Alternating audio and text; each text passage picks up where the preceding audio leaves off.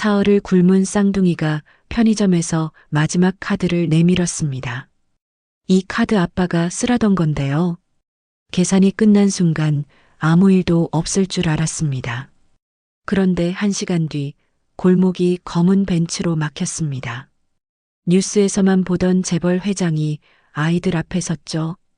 너희 아빠는 내 가족이었다. 그날 밤 아이 중 한 명이 사라졌습니다. 그리고 카드에 숨겨진 진짜 비밀이 드러났습니다. 아빠가 남긴 건 돈이 아니라 진실이었습니다. 이 이야기는 삼각김밥 하나에서 시작된 기적입니다. 시청하시기 전에 구독과 좋아요, 알림 설정은 영상 제작에 많은 도움이 됩니다. 감사합니다. 밤 10시가 넘은 시간이었어요. 비가 섞인 눈이 내리는 추운 저녁, 11살 쌍둥이 유나와 윤서는 손을 꼭 잡고 동네 편의점으로 들어갔습니다.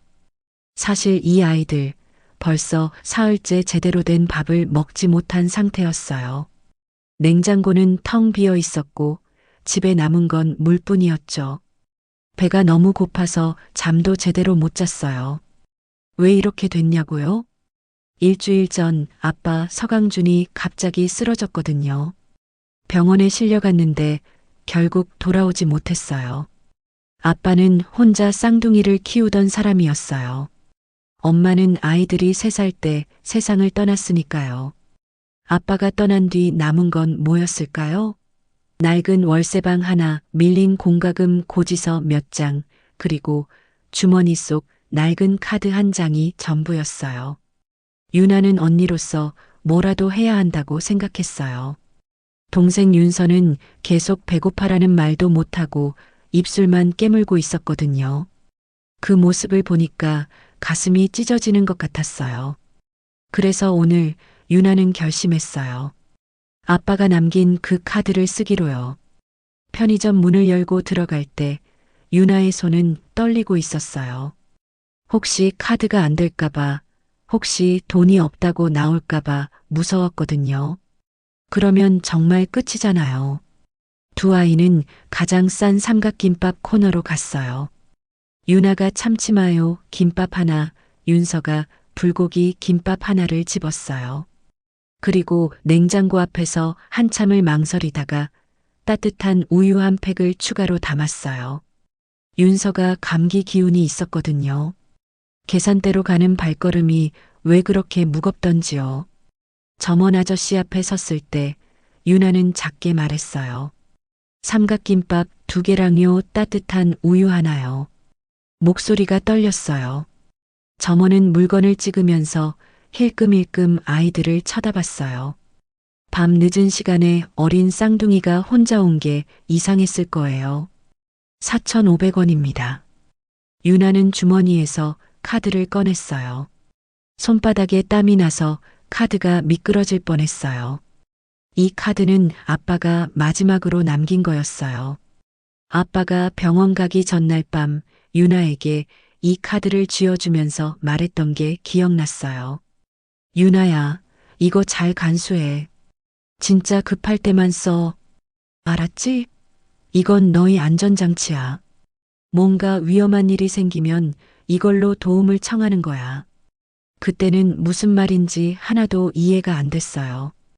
카드가 무슨 안전장치예요? 그냥 돈 있는 카드 아닌가요? 하지만 지금은 그게 중요하지 않았어요. 일단 배가 고팠으니까요. 점원 아저씨가 카드를 받아서 단말기에 긁었어요. 유나는 숨을 참았어요. 옆에서 윤서도 언니 옷깃을 꼭 잡고 있었어요. B- 소리가 났어요. 승인 완료. 화면에 그 글자가 뜨는 순간 유나는 다리에 힘이 풀렸어요.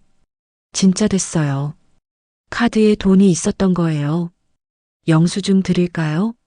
아니요, 괜찮아요.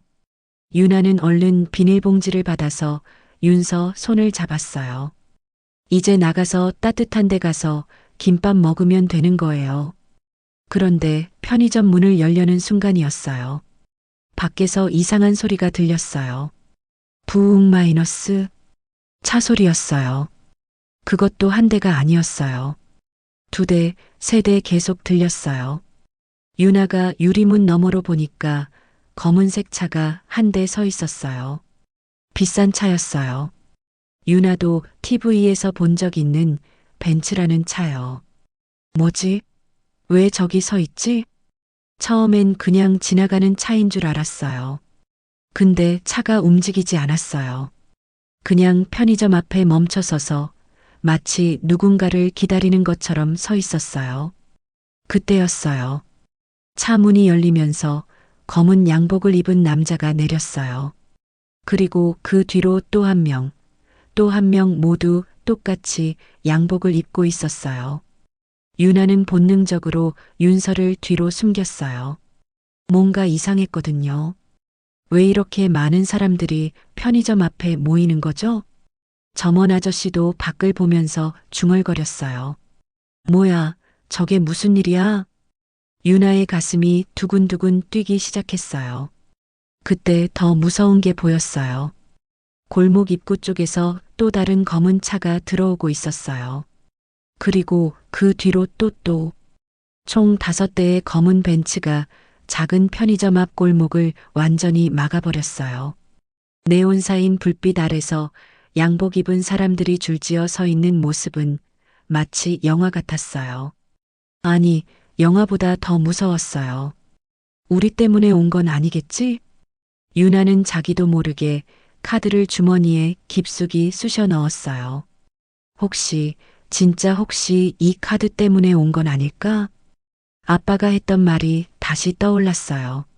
안전장치, 도움을 청하는 거야. 설마 카드를 쓰면 누가 오는 거예요? 그것도 이렇게 많이요? 그때 편의점 문이 열렸어요. 양복 입은 남자 한 명이 들어왔어요. 키가 크고 표정이 굉장히 진지했어요. 그는 주변을 둘러보더니 쌍둥이를 발견하고 천천히 다가왔어요. 유나는 윤서를 더 세게 끌어안았어요. 남자는 무릎을 꿇고 아이들 눈높이에 맞췄어요. 그리고 조심스럽게 물었어요. 혹시 서유나 양이신가요? 유나는 깜짝 놀랐어요. 어떻게 자기 이름을 알죠? 누구세요? 우리 잘못한 거 없어요. 목소리가 떨렸어요. 아니에요. 잘못하신 거 없습니다. 저희는 남자가 말을 이으려는 순간이었어요.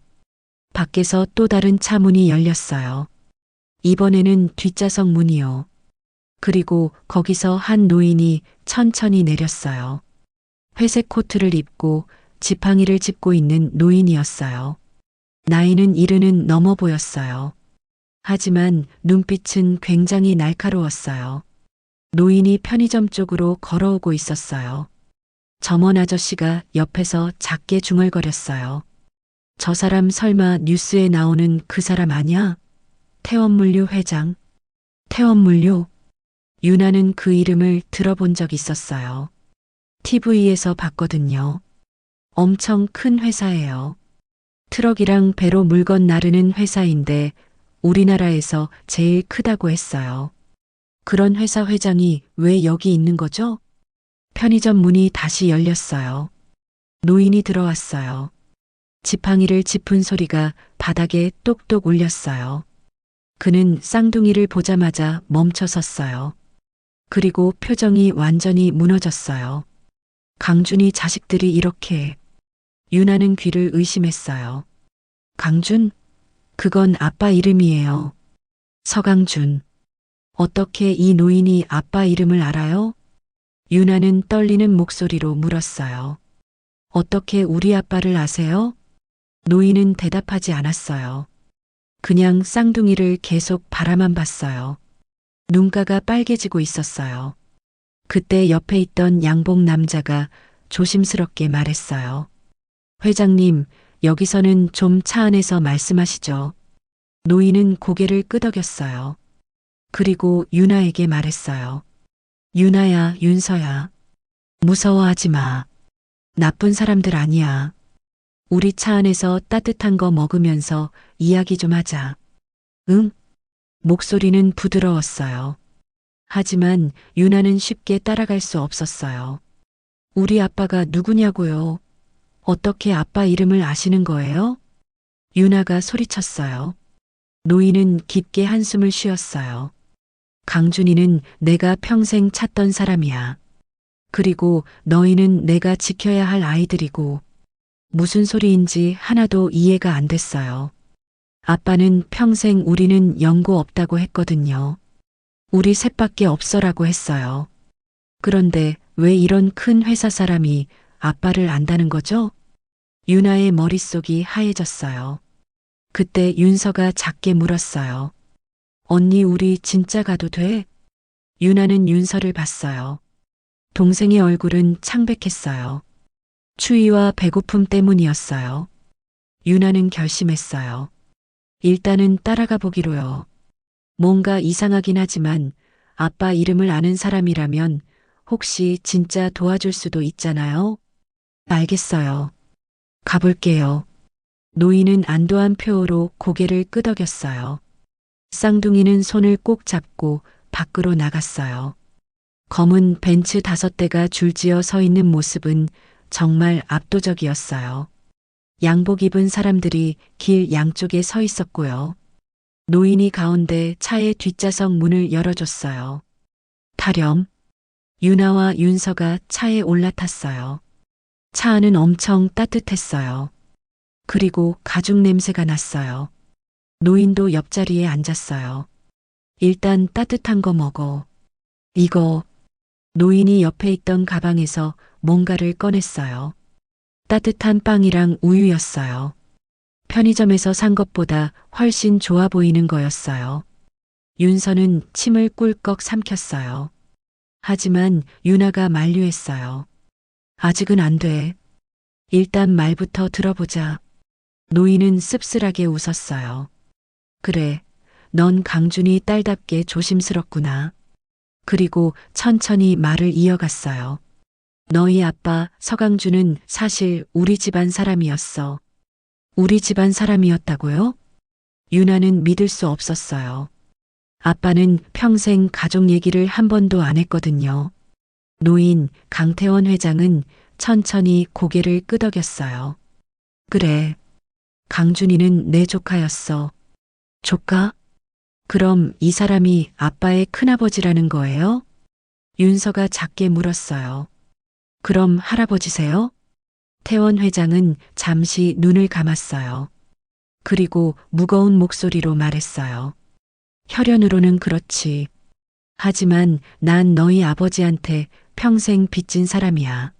무슨 말인지 하나도 이해가 안 됐어요. 빚? 아빠는 가난했는데요? 이렇게 부자인 사람이 아빠한테 무슨 빚이 있다는 거예요? 태원 회장은 창밖을 보면서 말을 이었어요. 너희 아빠는 원래 우리 회사에서 일했어. 아주 중요한 자리에 있었지. 바로 안전관리 책임자였어. 안전관리 책임자? 그게 뭔데요? 유나가 물었어요. 회사에서 일하는 사람들이 다치지 않게 물건이 안전하게 움직이게 관리하는 사람이야. 우리 회사는 큰 트럭이랑 배로 물건을 나르잖아. 위험한 일이 많거든. 그래서 그 일을 하는 사람이 정말 중요해. 태원 회장이 계속 말했어요. 강준이는 그 일을 너무 잘했어. 아니, 너무 제대로 했어. 그게 문제였지. 무슨 문제요? 회사 안에 나쁜 사람들이 있었거든. 나쁜 사람들? 태원 회장은 주먹을 꽉 쥐었어요. 몇몇 간부들이 돈을 빼돌리고 있었어. 트럭 정비는 제대로 안 하고 싼 부품 쓰고 남은 돈은 자기들이 나눠 가졌지. 위험하다는 걸 알면서도 말이야. 유나의 가슴이 철렁했어요. 그럼 사람들이 다칠 수도 있잖아요. 그렇지. 실제로 사고가 났어. 트럭 브레이크가 고장나서 큰 사고가 난 거야. 다행히 운전기사는 살았지만 크게 다쳤어. 태원 회장의 목소리가 떨렸어요. 그때 강준이가 조사를 시작했어. 왜 사고가 났는지, 누가 책임인지 파헤치기 시작한 거지. 그리고 발견했어. 회사 돈을 빼돌린 증거들을. 윤아는 숨을 죽이고 들었어요. 강준이는 나한테 그 증거를 가지고 왔어. 회장님, 이거 처리해야 합니다. 이러다 더 큰 사고 납니다라고 했지. 태원 회장이 말을 멈췄어요. 표정이 굳어 있었어요. 그런데 난 바보같이도 그 증거를 회사 경영진한테 넘겼어. 제대로 조사하라고. 그게 실수였어. 왜요? 경영진 중에 그 나쁜 짓을 같이 한 사람들이 있었거든. 그 사람들이 증거를 없애버렸어. 그리고 태원 회장이 고개를 떨구었어요. 강준이를 몰아냈어. 네. 윤아는 소리쳤어요. 어떻게요? 아빠가 잘못한 것도 없는데? 거짓 사고를 만들었어. 강준이가 회사 돈을 횡령했다고, 안전점검을 제대로 안 해서 사고가 났다고 뒤집어 씌운 거야. 윤아는 믿을 수 없었어요. 그럼 아빠가 억울하게 쫓겨난 거예요? 그렇지. 그리고 난 그때 제대로 막지 못했어. 회사 내부가 너무 복잡했고, 나도 증거가 없었거든. 강준이를 지켜주지 못했어. 태원 회장의 목소리가 갈라졌어요. 강준이는 그날 이후로 연락을 끊었어. 회사를 나간 뒤 이름도 바꾸고 숨어서 살았지. 나한테 한 번도 연락하지 않았어. 윤아는 이제야 이해가 됐어요. 아빠가 왜 이사를 자주 다녔는지, 왜 친구를 만나지 않았는지, 왜 우리 셋밖에 없어라고 했는지. 아빠는 쫓기고 있었던 거예요. 그때 옆에서 양복 입은 남자가 조심스럽게 말했어요. 회장님, 그리고 3달 전 일도 말씀하셔야죠. 태원 회장은 고개를 끄덕였어요. 맞아. 3달 전에 강준이한테서 연락이 왔어. 12년 만에 처음이었지. 윤아의 심장이 뛰기 시작했어요. 뭐라고 하셨는데요? 강준이가 말했어. 회장님, 저 이제 오래 못 갑니다. 병이 깊어요. 그런데 부탁이 있습니다. 제 아이들 좀 지켜주세요. 태원 회장이 주머니에서 뭔가를 꺼냈어요. 낡은 사진이었어요. 쌍둥이가 어렸을 때 사진이었어요. 아빠가 2 아이를 안고 웃고 있는 사진. 이 사진을 보내면서 말했어. 제가 죽고 나면 아이들이 위험해질 수 있습니다. 그 사람들이 아직도 저를 찾고 있거든요. 무슨 사람들이요? 윤아가 물었어요. 아빠를 몰아낸 그 나쁜 사람들 말이에요? 태원 회장은 무겁게 고개를 끄덕였어요. 그래. 그 사람들은 강준이가 가진 증거가 아직도 어딘가 있다고 생각했거든. 그 증거만 나오면 자기들이 다 망하니까. 윤아는 소름이 돋았어요. 그럼 우리가 위험하다는 거예요? 그래서 강준이가 나한테 부탁한 거야. 아이들한테 특별한 카드를 주겠다고.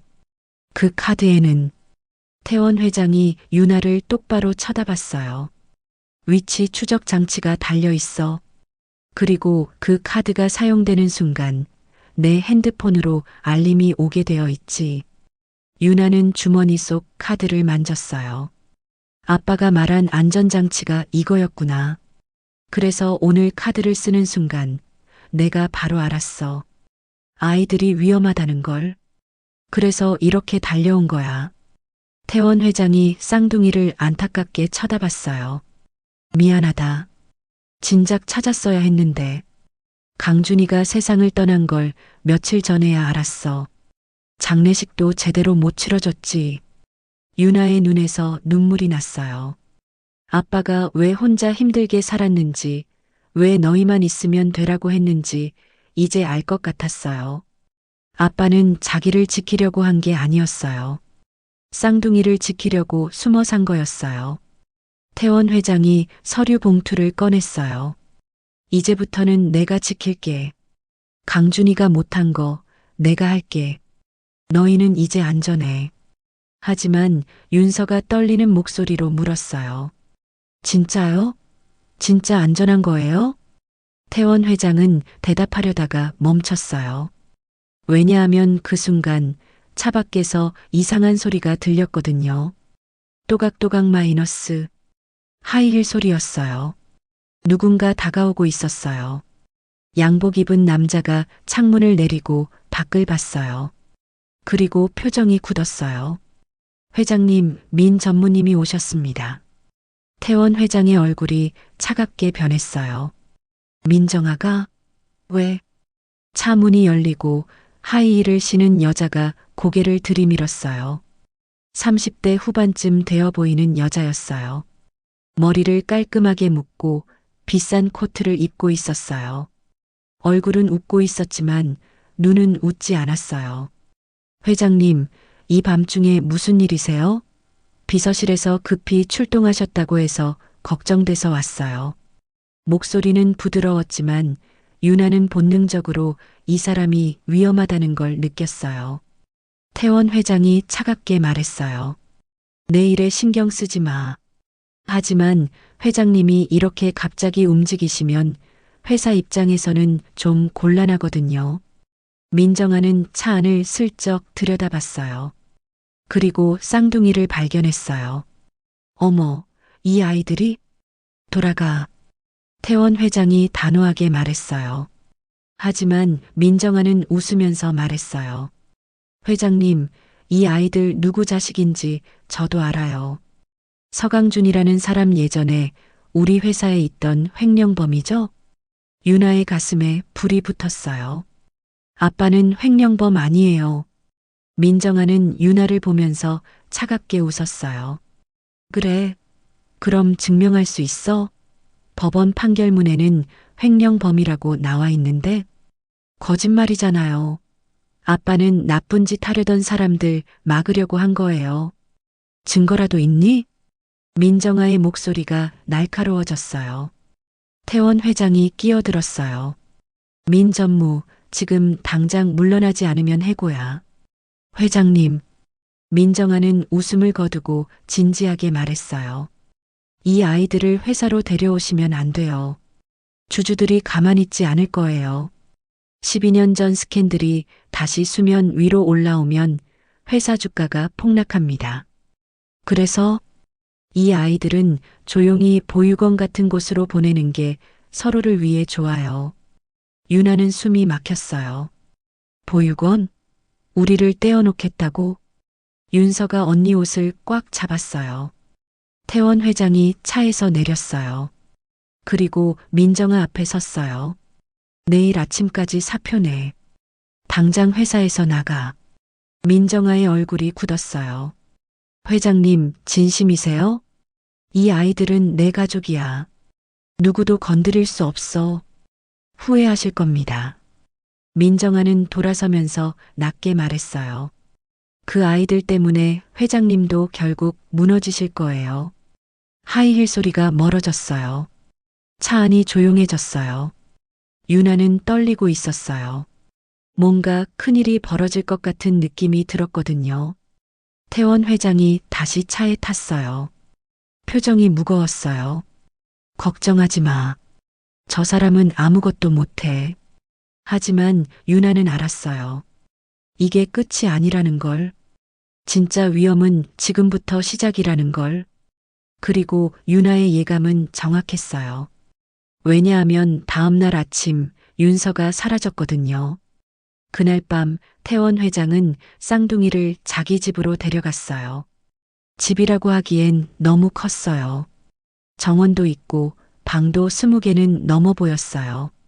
유나와 윤서는 옆집이 될 만큼 큰 방 하나를 받았어요. 오늘은 푹 쉬어.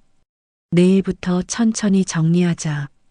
태원 회장이 문을 닫고 나갔어요.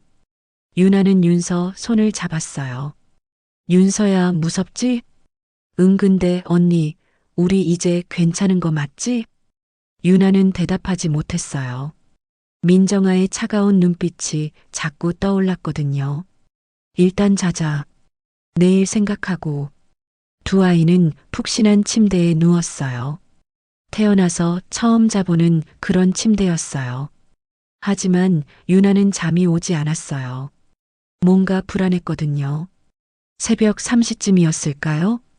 유나가 화장실을 다녀오려고 일어났어요. 윤서야, 나 화장실 갔다 올게. 윤서는 자는 것처럼 보였어요. 유나는 조심조심 방을 나갔어요. 화장실은 복도 끝에 있었어요. 큰 집이라서 찾기가 좀 힘들었어요. 용무를 보고 돌아오는데 복도에서 이상한 소리가 들렸어요. 빨리 처리해. 누군가 전화 통화를 하고 있었어요. 유나는 몸을 숨기고 귀를 기울였어요. 회장님이 아침까지 주무시니까 그 전에 움직여. 아이 하나만 데려가면 돼. 쌍둥이 중에 한 명만. 유나의 심장이 멎을 뻔했어요. 아이 하나를 데려간다고? 목소리를 확인하려고 조심히 고개를 내밀었어요. 복도 끝에 서 있는 사람은 검은 양복을 입은 남자였어요. 태원 회장의 비서 중 한 명이었어요. 네, 알겠습니다. 민 전무님. 민정아. 유나는 소름이 돋았어요. 저 사람이 민정아와 한패였던 거예요? 남자가 전화를 끊고 이쪽으로 걸어오기 시작했어요. 유나는 얼른 옆방으로 숨었어요. 심장이 터질 것 같았어요. 남자가 지나가길 기다렸다가 유나는 빠르게 자기 방으로 뛰어갔어요. 윤서야, 윤서야. 침대로 달려가서 동생을 흔들었어요. 하지만 윤서는 일어나지 않았어요. 윤서야, 일어나. 아무리 흔들어도 윤서는 깨어나지 않았어요. 숨은 쉬고 있었지만 마치 깊은 잠에 빠진 것처럼 꿈쩍도 하지 않았어요. 그때 유나는 침대 옆 탁자에 놓인 우유잔을 봤어요. 자기 전에 집사 아주머니가 가져다 준 따뜻한 우유였어요. 유나는 안 마셨는데 윤서는 다 마셨거든요. 설마 우유에 뭔가 탔어? 유나는 패닉에 빠졌어요. 어떡하지? 할아버지를 깨워야 하나? 하지만 복도에는 아까 그 남자가 있을 거예요. 유나 혼자서는 동생을 지킬 수 없어요. 유나는 결심했어요. 일단 숨어서 지켜보기로요. 누가 오는지 어떻게 움직이는지 확인하고 그때 소리치자고요. 유나는 큰 옷장 안으로 들어갔어요. 문을 살짝 열어놓고 밖을 지켜봤어요. 10분쯤 지났을까요? 방문이 조용히 열렸어요. 아까 그 비서 남자가 들어왔어요. 그리고 뒤에 한 명이 더 있었어요. 남자들은 윤서를 조심스럽게 안아들었어요. 애가 안 깨네. 약 제대로 탔나? 당연하죠. 전문가가 준 거예요. 유나는 이를 악물었어요. 지금 뛰쳐나가면 자기도 잡힐 거예요. 그럼 둘 다 끝이에요. 남자들이 윤서를 데리고 방을 나갔어요. 유나는 옷장에서 나와서 조심조심 뒤를 쫓았어요. 남자들은 뒷문 쪽으로 향했어요. 태원 회장의 집은 워낙 커서 뒷문도 있었거든요. 밖에는 검은 승합차가 대기하고 있었어요. 남자들이 윤서를 차에 태우려는 순간이었어요. 유나는 주머니에서 핸드폰을 꺼냈어요. 태원 회장이 어젯밤에 준 거였어요. 떨리는 손으로 회장님한테 문자를 보냈어요. 할아버지, 윤서 데려가요. 뒷문, 전송 완료. 하지만 남자들은 이미 차에 윤서를 태우고 출발하려고 했어요. 안 돼. 유나는 생각 없이 뛰어나갔어요. 윤서, 윤서. 남자 중 한 명이 유나를 발견했어요. 저기 또 있어. 남자가 유나를 잡으려고 달려왔어요. 유나는 있는 힘껏 소리쳤어요. 도와주세요. 사람 살려요. 그 소리에 집안에 불이 켜지기 시작했어요. 남자는 유나를 잡는 걸 포기하고 급히 차에 올라탔어요. 출발해. 빨리. 차가 굉음을 내며 달아나기 시작했어요. 유나는 그 뒤를 쫓아 달렸지만 차는 너무 빨랐어요. 윤서야, 윤서야. 눈물이 쏟아졌어요. 그때 뒤에서 태원 회장의 목소리가 들렸어요. 유나야. 회장님이 잠옷 차림으로 뛰어나왔어요. 뒤따라 경호원들도 우르르 나왔어요. 윤서를 데려갔어요. 저 차. 윤아가 떨어져가는 차를 가리켰어요. 태원 회장은 경호팀장에게 소리쳤어요. 당장 추적해. 차량 번호 확인하고 경찰 연락. 네. 경호원들이 차에 올라타고 추격을 시작했어요. 태원 회장은 윤아를 안아들었어요. 괜찮아, 윤아야. 꼭 찾을게. 반드시 찾을게. 하지만 윤아는 울면서 소리쳤어요. 할아버지, 비서 아저씨예요. 아까 복도에서 민정아라는 사람이랑 전화하는 거 들었어요. 우리 중에 한 명 데려가라고 했어요. 태원 회장의 얼굴이 파랗게 질렸어요. 뭐라고? 그때 윤아의 핸드폰이 울렸어요. 발신자 표시는 비공개였어요. 윤아는 떨리는 손으로 전화를 받았어요. 여보세요. 핸드폰에서 차갑고 낮은 여자 목소리가 들렸어요. 윤아야. 민정아였어요. 동생은 지금 내 손에 있어. 걱정하지 마. 다치게 하진 않을게. 우리 동생 돌려줘요. 윤아가 소리쳤어요. 돌려주고 싶은데 조건이 있어. 무슨 조건이요? 너희 아빠가 남긴 거. 그 카드에 연결된 파일 있잖아. 그거 가져와. 윤아는 무슨 말인지 몰랐어요. 무슨 파일이요? 저는 몰라요. 거짓말하지 마. 내 아빠 서강주는 12년 전에 우리 회사 비리 증거를 모았어. 그 파일이 어딘가에 숨겨져 있을 거야. 그 카드가 열쇠라고. 윤아는 주머니 속 카드를 만졌어요. 아빠가 남긴 카드. 이게 단순한 긴급 신호만이 아니었던 거예요? 그 파일 찾아서 가져와. 그럼 동생 돌려줄게. 하지만 경찰이나 다른 사람한테 말하면 민정아의 목소리가 더 낮아졌어요. 윤서는 영영 못 볼 거야. 전화가 끊어졌어요. 윤아는 주저앉았어요. 다리에 힘이 풀렸어요. 태원 회장이 윤아를 일으켰어요. 윤아야, 무슨 말을 했어? 윤아는 떨리는 목소리로 전화 내용을 말했어요. 태원 회장의 표정이 굳어졌어요. 강준이가 파일을 남겼다고? 저도 몰라요. 아빠는 아무 말도 안 했어요. 태원 회장은 윤아의 어깨를 잡았어요. 윤아야, 생각해봐. 아빠가 뭔가 남기신 거 없어? 편지나 메모 또는 특별한 물건? 윤아는 머릿속을 뒤졌어요. 아빠가 남긴 거라곤 이 카드밖에 없는데. 잠깐.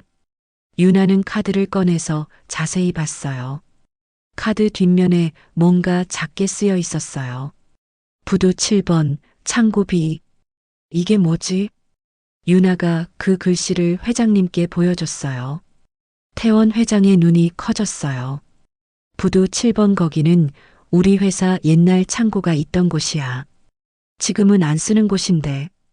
회장님이 급히 말했어요. 지금 당장 가봐야 해. 저도 갈래요. 윤아야, 위험해. 아니에요. 윤서는 제 동생이에요. 저도 가야 돼요. 윤아의 눈에는 눈물과 함께 단단한 결심이 담겨 있었어요. 태원 회장은 고개를 끄덕였어요. 알았어. 같이 가자. 새벽 4시 검은 벤츠 5대가 다시 출발했어요. 이번에는 편의점이 아니라 항구로요. 윤아는 차 안에서 계속 기도했어요. 윤서야, 조금만 기다려. 언니가 꼭 구해줄게. 그런데 윤아는 몰랐어요. 민정아가 원하는 그 파일 안에는 단순한 비리 증거만 있는 게 아니라는 거리요. 그 파일에는 12년 전 사고로 죽은 사람의 진실도 들어 있었어요. 그리고 그 진실이 밝혀지는 순간 민정아뿐만 아니라 회사 임원 절반이 감옥에 가야 할 만큼 큰 비밀이었다는 거리요. 차는 어둠 속을 달렸어요. 한국까지는 30분 정도 걸렸어요. 하지만 그 30분이 윤아에게는 3시간처럼 길게 느껴졌어요. 윤서야, 무서워하지 마. 언니가 간다. 새벽 5시 차가 항구에 도착했어요. 바다 냄새가 코를 찔렀어요. 차가운 바람이 불었어요. 유나는 차에서 내리자마자 주변을 둘러봤어요. 컨테이너들이 산더미처럼 쌓여 있었고 녹슨 창고들이 줄지어 서 있었어요. 7번 부두는 저쪽이야. 태원 회장이 앞장섰어요. 뒤따라 경호원 10여 명이 조심스럽게 움직였어요. 걷다 보니 오래된 창고 하나가 보였어요. 문에 B라는 글씨가 희미하게 남아 있었어요. 여기에요. 유나가 소리쳤어요. 태원 회장이 경호원들에게 신호를 보냈어요. 경호원 둘이 조심스럽게 창고 문을 열었어요. 삐걱 마이너스. 녹슨 문이 열리면서 먼지가 날렸어요. 창고 안은 어두웠어요. 하지만 가운데 환한 불빛이 하나 있었어요. 그 불빛 아래에 윤서가 있었어요. 의자에 앉아 있었고 손은 케이블 타이로 묶여 있었어요. 하지만 다친 곳은 없어 보였어요. 윤서야. 유나가 달려가려는 순간이었어요. 잠깐. 어둠 속에서 목소리가 들렸어요. 민정아였어요. 하이힐 소리를 내며 그림자에서 걸어 나왔어요. 손에는 서류 봉투를 들고 있었어요. 파일 가져왔어? 유나는 멈춰 섰어요. 파일이 뭔데요? 저는 몰라요. 거짓말. 내 아빠 서강주는 12년 전에 증거를 모았어. 회사 비리 증거. 그리고 그걸 어딘가에 숨겼지. 민정아가 유나를 노려봤어요. 그 카드가 열쇠라고 했잖아. 어디 숨겨뒀는지 말해. 유나는 카드를 꺼냈어요. 이거 말고는 없어요. 아빠는 저한테 아무 말도 안 했어요. 그럼 여기 왜 온 거야? 민정아가 비웃었어요. 카드 뒷면에 주소가 있었잖아. 분명 이 창고에 뭔가 숨겨뒀을 거야. 태원 회장이 앞으로 나섰어요. 민전무. 아니, 민정아. 이제 그만해. 내가 원하는 파일, 그게 뭔지 나도 알아. 민정아의 표정이 굳었어요. 12년 전 트럭 사고로 죽은 기사. 이름이 뭐였지? 아, 김철수. 태원 회장의 목소리가 차가워졌어요. 그 사람 죽음이 사고가 아니었다는 증거. 그게 강준이가 모은 파일이지? 유나는 깜짝 놀랐어요. 사고로 죽은 사람이 있었다고요? 민정아는 대답하지 않았어요. 하지만 얼굴이 창백해졌어요. 태원 회장이 말을 이었어요. 김철수 기사는 회사 비리를 알게 됐어. 트럭 정비를 제대로 안 하고 돈을 빼돌린다는 걸. 그래서 신고하려고 했지. 그런데 신고하기 전날 밤 트럭 사고로 죽었어. 브레이크가 고장 났다면서. 태원 회장이 민정아를 노려봤어요. 하지만 그건 고장이 아니었어. 누군가 일부러 브레이크를 망가뜨린 거였지. 민정아가 웃었어요. 하지만 웃음이 떨리고 있었어요. 증거라도 있어요? 강준이가 모았어. 그날 밤 CCTV 영상, 정비 기록, 그리고 내가 정비소 직원한테 돈 준 내역까지. 유나는 숨이 막혔어요. 민정아가 사람을 죽였다고요? 민정아의 얼굴이 일그러졌어요. 그래서요? 그 파일이 어디 있는데요? 12년이나 지났는데 아직도 못 찾잖아요. 여기 있을 거야. 태원 회장이 창고 안을 둘러봤어요. 강준이는 증거를 가지고 나한테 왔어.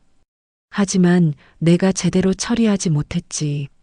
그래서 강준이는 증거를 안전한 곳에 숨긴 거야. 언젠가 진실이 밝혀질 나를 위해서. 유나는 주변을 살폈어요. 창고 안에는 낡은 상자들이 쌓여 있었어요. 먼지투성이 책상도 하나 있었고요. 그때 유나의 눈에 뭔가 보였어요. 책상 서랍에 카드 단말기처럼 생긴 게 있었어요. 오래되고 먼지가 쌓인 단말기요. 저기요. 유나가 가리켰어요. 태원 회장과 민정아가 동시에 그쪽을 봤어요. 유나는 조심스럽게 다가가서 단말기를 꺼냈어요. 그리고 아빠가 준 카드를 꽂아봤어요. B- 소리가 났어요. 단말기 화면이 켜졌어요. 비밀번호를 입력하세요. 비밀번호? 유나는 당황했어요. 무슨 비밀번호예요? 그때 문득 생각이 났어요. 아빠가 쌍둥이한테 맨날 하던 말이요. 너희 생일은 아빠한테 제일 소중한 날이야. 828. 절대 잊지 마. 유나는 떨리는 손으로 828을 눌렀어요. 딸깍 마이너스. 책상 서랍 맨 아래 칸이 열렸어요. 거기에 오래된 USB가 하나 있었어요. 찾았다. 유나가 USB를 꺼내는 순간이었어요. 그거 내놔. 민정아가 달려왔어요. 하지만 경호원들이 막아섰어요. 비켜, 비키라고. 민정아가 소리쳤어요. 태원 회장이 USB를 받아들었어요. 이제 끝이야, 민정아. 이 안에 모든 증거가 있을 거야. 내가 김철수 기사를 죽인 증거. 민정아는 무릎이 꺾였어요. 아니에요. 저 혼자 한 게 아니에요. 알아. 공범이 더 있다는 거. 당시 경영진 몇 명이 같이 했다는 것도. 태원 회장의 목소리가 단호했어요. 다 밝혀질 거야. 12년 동안 숨어 살았던 강준이를 위해서, 그리고 억울하게 죽은 김철수 기사를 위해서. 민정아는 고개를 떨구었어요. 그때 유나가 윤서에게 달려갔어요. 윤서야, 괜찮아? 윤서는 이제 깨어난 상태였어요. 경호원이 손을 풀어주고 있었어요. 언니.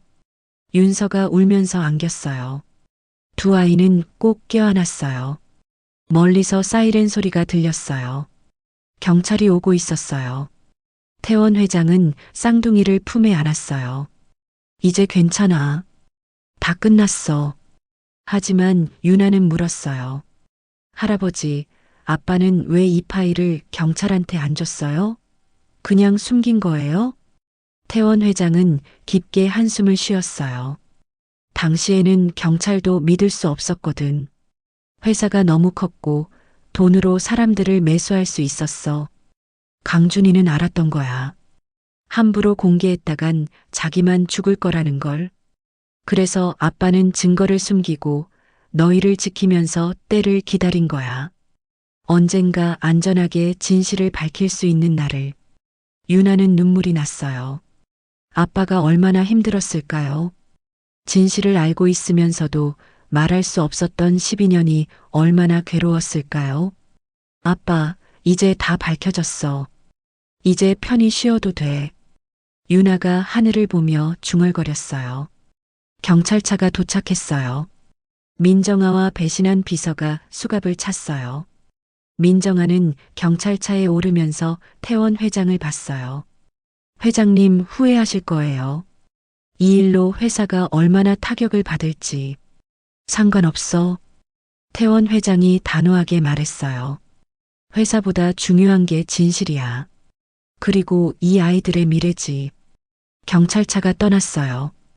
동이 트기 시작했어요. 어둡던 항구가 점점 밝아지고 있었어요. 유나와 윤서는 태원 회장 곁에 서서 해가 떠오르는 걸 봤어요. 할아버지, 유나가 말했어요. 우리 이제 어떻게 돼요? 태원 회장은 쌍둥이의 머리를 쓰다듬었어요. 너희는 이제 내가 키울 거야. 학교도 보내고 하고 싶은 거 다 하게 해줄게. 강준이가 못 해준 것들 다 해줄 거야. 그리고 가장 중요한 건 태원 회장이 무릎을 꿇고 쌍둥이와 눈높이를 맞췄어요. 너희는 이제 혼자가 아니야. 가족이 있어. 나랑 그리고 서로가 있잖아. 유나와 윤서는 울면서 고개를 끄덕였어요. 사흘 전까지만 해도 굶주리고 혼자였던 쌍둥이예요. 편의점 삼각김밥을 사려고 떨면서 카드를 내밀었던 그날이요. 그 카드 하나가 이렇게 큰 변화를 가져올 줄 누가 알았을까요? 아빠가 남긴 건 돈이 아니었어요. 진실을 지키는 용기였고 딸들을 지키려는 마지막 사랑이었어요. 태양이 완전히 떠올랐어요. 새로운 하루가 시작됐어요. 쌍둥이에게도 새로운 삶이 시작되는 거예요. 하지만 이야기는 여기서 끝이 아니었어요. 왜냐하면 일주일 뒤 유나의 책상 위에 편지 한 통이 놓여 있었거든요. 발신인은 없었어요. 하지만 필체는 분명했어요. 아빠의 글씨였어요. 편지에는 이렇게 쓰여 있었어요. 유나야, 윤서야. 이 편지를 읽고 있다면 너희는 안전한 거겠지. 아빠는 너희를 지키지 못해서 미안해. 하지만 한 가지는 꼭 기억해. 진실은 언젠가 반드시 밝혀진다는 것. 그리고 용기 있는 사람만이 그 진실을 지킬 수 있다는 것. 너희는 그 용기가 있어. 사랑한다. 마이너스 아빠가. 유나는 편지를 가슴에 꼭 안았어요. 아빠는 떠났지만 아빠의 사랑은 여전히 남아서 쌍둥이를 지키고 있었어요. 3개월이 지났어요. 유나와 윤서는 이제 태원 회장의 집에서 살고 있었어요. 처음엔 낯설었지만 이제는 익숙해졌어요. 아침마다 따뜻한 밥을 먹을 수 있었고 깨끗한 옷을 입을 수 있었고 무엇보다 안전했어요. 하지만 가장 좋은 건 따로 있었어요. 학교에 다닐 수 있다는 거였어요. 아빠가 아팠을 때 쌍둥이는 학교를 못 갔거든요. 아빠를 돌봐야 했고 병원비 때문에 여유가 없었으니까요. 그런데 이제는 매일 아침 교복을 입고 학교에 갈 수 있었어요. 처음 학교에 갔던 날이 기억났어요. 안녕, 나는 서윤아야. 이쪽은 내 동생 윤서고. 유나가 밝게 인사했어요. 반 아이들이 신기한 듯 쌍둥이를 쳐다봤어요. 우와, 진짜 똑같이 생겼다. 쌍둥이 신기해. 아이들이 우르르 몰려왔어요. 유나와 윤서는 처음엔 어색했지만 곧 친구들과 어울리기 시작했어요. 점심시간에는 다 같이 밥을 먹었어요. 급식실 밥이 이렇게 맛있는 줄 몰랐어요. 유나야, 너 수학 잘하네? 이거 어떻게 푸는 거야? 친구가 물어봤어요. 유나는 가르쳐 주면서 생각했어요. 나도 보통 아이들처럼 학교 다니고 친구 사귀고 공부할 수 있구나. 방과 후에는 태원 회장이 보내준 차가 쌍둥이를 데리러 왔어요. 처음엔 다른 아이들이 신기해했어요. 유나야, 너네 집 부자야? 응, 뭐 할아버지가. 유나는 어떻게 설명해야 할지 몰랐어요. 하지만 곧 아이들은 그냥 유나와 윤서를 친구로 대해줬어요. 돈이 많고 적고는 중요하지 않았어요. 집에 돌아오면 태원 회장이 기다리고 있었어요. 오늘 학교 어땠어? 좋았어요. 선생님이 제 그림 칭찬했어요. 윤서가 신나게 말했어요. 그래, 우리 윤서 그림 잘 그리는구나. 태원 회장은 쌍둥이 이야기를 들으면서 행복해 보였어요. 저녁 식사 시간은 가족 시간이었어요. 큰 식탁에 셋이 앉아서 밥을 먹었어요. 할아버지, 오늘 뉴스 봤어요? 유나가 물었어요. 응, 봤지. 뉴스에서는 3개월 전 사건을 다루고 있었어요. 민정아와 다른 임원 4명이 재판을 받고 있었거든요. 12년 전 태원물류 트럭 기사 김철수 씨의 사망 사건이 사고가 아닌 살인으로 밝혀졌습니다. 검찰은 당시 경영진이 비리 은폐를 위해 고의로 트럭을 조작했다고 발표했습니다. 유나는 복잡한 표정으로 TV를 봤어요. 아빠가 지키려던 진실이 드디어 세상에 나온 거예요. 할아버지, 회사는 괜찮아요? 유나가 걱정스럽게 물었어요. 태원 회장은 고개를 끄덕였어요. 처음엔 힘들었지. 주가도 떨어지고 언론에서 난리가 났어. 하지만 지금은 오히려 나아졌어. 정말요? 응. 우리가 진실을 밝혔다는 게 알려지면서 오히려 사람들이 우리 회사를 믿게 됐거든. 정직한 회사라고. 태원 회장이 유나를 쳐다봤어요. 너희 아빠가 옳았어. 진실은 숨기면 더 큰 문제가 되지만 밝히면 새로운 시작이 될 수 있어. 식사를 마치고 방으로 올라가는 길에 유나는 거실벽을 봤어요. 거기에는 사진 하나가 걸려 있었어요. 아빠 서강준의 사진이었어요. 태원 회장이 특별히 크게 인화해서 걸어놓은 거였어요. 사진 속 아빠는 웃고 있었어요. 아빠, 우리 잘 지내고 있어. 걱정하지 마. 유나가 작게 중얼거렸어요. 방으로 들어가니 윤서가 책상에 앉아 뭔가 쓰고 있었어요. 뭐해? 일기 쓰는 중이야. 오늘 있었던 일. 윤서가 웃으면서 보여줬어요. 일기장에는 이렇게 쓰여 있었어요. 오늘 친구들이랑 놀았다. 너무 재밌었다. 아빠가 보고 싶긴 하지만 우리는 행복해. 아빠도 하늘에서 기뻐하시겠지? 유나는 동생을 꼭 안아줬어요. 그럼 아빠 분명 좋아하실 거야. 그날 밤 유나는 자기 전에 아빠가 준 카드를 꺼내봤어요. 이제는 쓸 일이 없는 카드였어요. 하지만 유나는 이 카드를 소중히 간직하고 있었어요.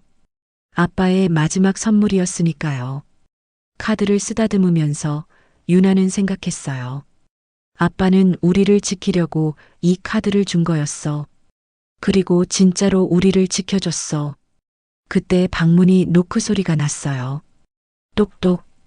들어와요. 태원 회장이 들어왔어요. 손에 뭔가 들고 있었어요. 유나야, 이거 너한테 줄 게 있어. 낡은 노트였어요. 이게 뭐예요? 너희 아빠가 남긴 거야. USB에 파일만 있는 게 아니었어. 이 노트도 같이 있었거든. 유나는 조심스럽게 노트를 받아들었어요. 첫 장을 펼치자 아빠의 글씨가 보였어요. 유나, 윤서에게. 유나의 눈에서 눈물이 났어요. 태원 회장이 어깨를 두드려줬어요. 천천히 읽어봐. 아빠가 너희한테 하고 싶었던 말이 다 담겨 있을 거야. 회장님이 나가고 유나는 윤서를 깨웠어요. 윤서야, 일어나봐. 아빠가 우리한테 쓴 거래. 둘은 이불을 뒤집어 쓰고 노트를 함께 읽기 시작했어요. 사랑하는 유나, 윤서에게. 이 글을 쓰는 지금 아빠는 많이 아파. 아마 오래 버티지 못할 것 같아. 미안해. 너희를 더 오래 지켜주지 못해서. 아빠는 평생 후회하며 살았어. 12년 전 진실을 지키려다가 오히려 도망쳐야 했던 날. 그날부터 아빠는 너희를 제대로 키워주지 못했지. 맛있는 거 사주지 못했고, 좋은 옷 입히지 못했고, 친구들 많은 학교에 보내주지 못했어. 하지만 한 가지만은 확실해. 아빠는 너희를 정말 사랑했어. 너희가 태어난 날 아빠는 생각했어. 이 아이들만큼은 행복하게 키우자. 세상에서 제일 소중한 아이들이니까. 그런데 아빠가 제대로 못해줬네. 그래서 아빠는 준비했어. 아빠가 없어도 너희가 안전할 수 있도록. 카드의 위치 추적을 걸어둔 이유는 간단해. 너희가 위험하면 할아버지 태원 회장과 바로 알 수 있도록. 그리고 증거를 숨겨둔 이유는 언젠가 너희가 세상에 당당히 나설 수 있도록. 아빠가 횡령범이라는 누명을 쓰고 있으면 너희도 평생 그 그늘에서 살아야 하잖아. 그래서 아빠는 진실을 남겼어. 너희가 떳떳하게 살 수 있도록. 유나야, 넌 강한 아이야. 동생을 지키려고 얼마나 애썼는지 아빠가 다 알아. 고마워. 그리고 미안해. 윤서야, 넌 따뜻한 아이야. 아빠가 힘들 때마다 웃으며 위로해줘서 고마웠어. 이제 너희는 혼자가 아니야. 할아버지가 계시고 서로가 있잖아. 아빠의 마지막 부탁이야. 서로 의지하면서 살아줘. 힘들 때는 함께 이겨내고 행복할 때는 함께 웃어줘. 그리고 가끔은 아빠를 생각해줘. 하늘에서 너희를 지켜볼게. 사랑한다. 유나야, 윤서야. 너희는 아빠의 자랑이야. 아빠가 노트를 다 읽고 나자 쌍둥이는 한참 동안 울었어요. 슬픔의 눈물이기도 했지만 동시에 고마움의 눈물이기도 했어요. 아빠가 얼마나 자기들을 사랑했는지 느껴졌거든요. 언니, 윤서가 유나를 꼭 안았어요. 우리 아빠 말대로 하자. 서로 의지하면서 행복하게 살자. 유나는 눈물을 닦으며 고개를 끄덕였어요. 그래. 그리고 아빠 자랑스럽게 만들자. 우리가 열심히 살면서. 다음 날 아침이었어요. 유나와 윤서는 태원 회장에게 부탁했어요. 할아버지, 우리 아빠 위해서 뭔가 하고 싶어요. 뭘 하고 싶은데? 아빠처럼 억울한 일 당하는 사람들 돕고 싶어요. 나중에 크면 변호사나 검사 같은 거 하고 싶어요. 태원 회장은 뿌듯하게 웃었어요. 좋은 생각이야. 할아버지가 도와줄게. 그리고 덧붙였어요. 그리고 하나 더. 우리 회사에서 서강준 안전기금을 만들 거야. 회사에서 일하다 다친 사람들, 어려운 직원들, 가족을 돕는 기금이야. 정말요? 응. 너희 아빠 이름으로. 아빠가 평생 지키려던 가치를 계속 이어가는 거지. 유나와 윤서는 서로를 보며 웃었어요. 아빠의 이름이 사라지는 게 아니라 오히려 많은 사람들을 돕는 이름이 되는 거예요. 그날 저녁 쌍둥이는 거실 사진 앞에 섰어요. 아빠, 우리 할아버지랑 아빠 이름으로 기금 만들기로 했어. 많은 사람들 도울 거야. 유나가 말했어요. 그리고 우리도 열심히 공부해서 나중에 아빠처럼 정의로운 사람 될 거야. 윤서가 덧붙였어요.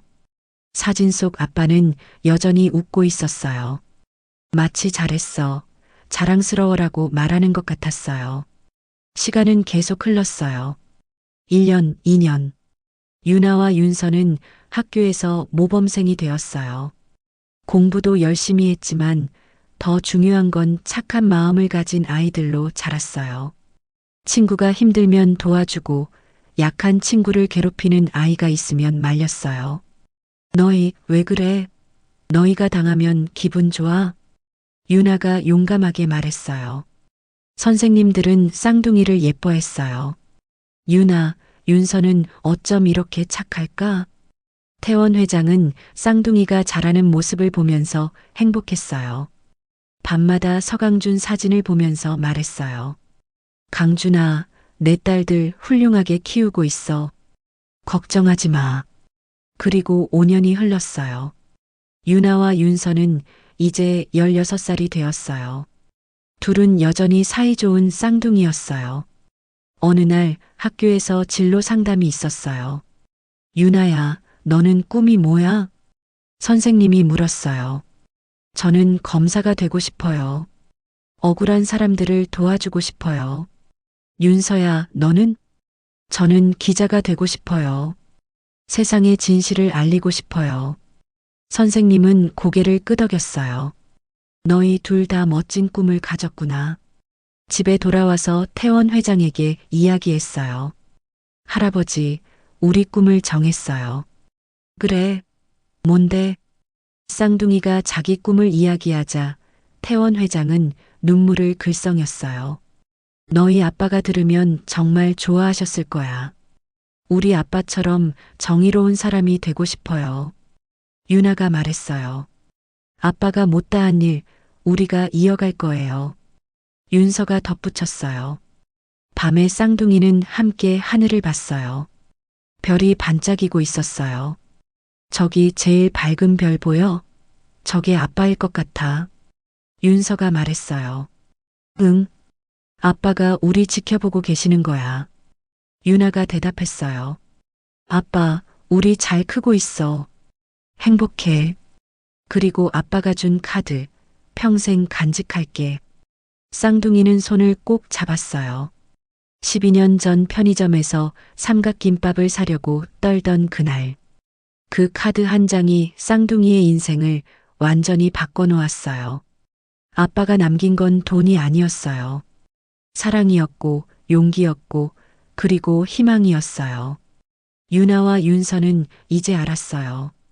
진짜 부자는 돈이 많은 사람이 아니라 사랑을 남긴 사람이라는 걸. 그리고 아빠 서강준은 세상에서 제일 부자였다는 걸. 고맙고 사랑해요, 아빠. 쌍둥이가 함께 중얼거렸어요. 하늘의 별이 더 밝게 빛나는 것 같았어요. 마치 나도 사랑한다고 대답하는 것처럼. 그날 밤 편의점에서 시작된 이야기는 이렇게 끝났어요. 아니, 끝난 게 아니에요.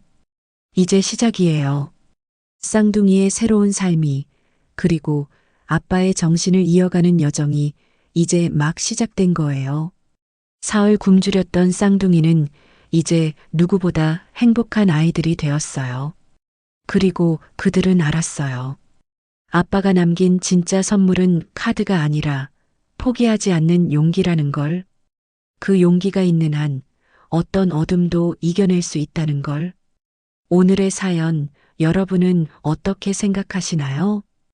댓글로 여러분의 다양한 의견과 느낌을 들려주세요. 구독과 좋아요, 알림 설정은 영상 제작에 많은 도움이 됩니다. 감사합니다.